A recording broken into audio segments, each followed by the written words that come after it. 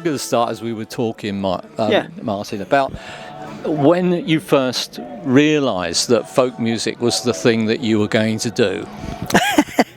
Well, when I was very little, like very little, 4, I heard Paul Robeson and people like that sing.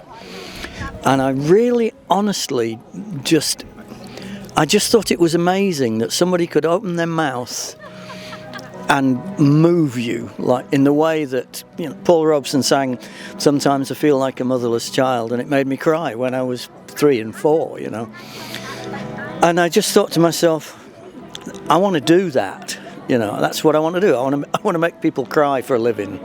And I got the guitar when I was 12, and at Christmas, and I literally sat there and went, well, this is it. This is what I want to do. And it was just, I feel so lucky that I've always known that that's what I'm supposed to do. It's marvellous. It's marvellous. I say it's like a calling, really. To do that. Yeah, that's terrific. Terrific to have that as your inspiration behind your career. Well, I think it is. I think I am the most fortunate person on the planet because I've just always had this, this picture of what I should be doing, and I've always, I've always been able to, to do what I want to do, and I've made a really decent living at it all my life, and Jolly good, and so it goes on. Now, talk about the songs. You always give credit to the person that wrote the song when you sing a song. You sing your own songs, and you travel around the world performing, and you collect songs, don't you? Yeah. And where are all these songs held? Well, I mean, it's a funny thing. Sometimes,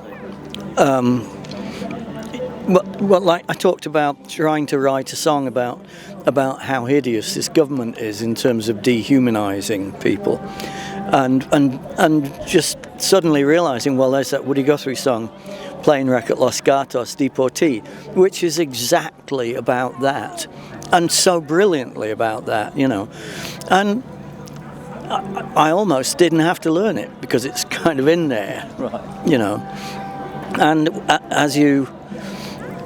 And I've been listening to this music since I was a very small child, and sometimes you suddenly realise that you know things you didn't even know you knew them, and with traditional music that happens a lot, and it's great. It's fantastic. Yeah, and when you play a festival like this, as you do so often, what influences the choice of songs that you sing? I mean, do you change the songs as you go along? Well, I mean, you're always learning new stuff, and because you have a finite amount of time, what tends to happen is that you learn this new stuff, so it's like front loading, and stuff falls off the back, And so, I mean, that set that I did today, that's kind of my basic solo set at the moment. That's the kind of material that I'm using. But I mean, another afternoon I might,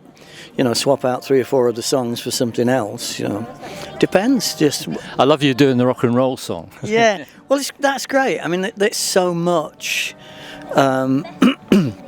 Part of when I was a kid, I listened to massive amounts of rock and roll because I had 2 elder brothers, and so I had access to Little Richard and Jerry Lee Lewis and Elvis Presley and stuff when I was a kid, and some of that stuff just you don't realise, but it's in there, It sort of brings everything together, doesn't it? It brings rock and roll together with traditional folk music, songs that you've written yourself about topical things.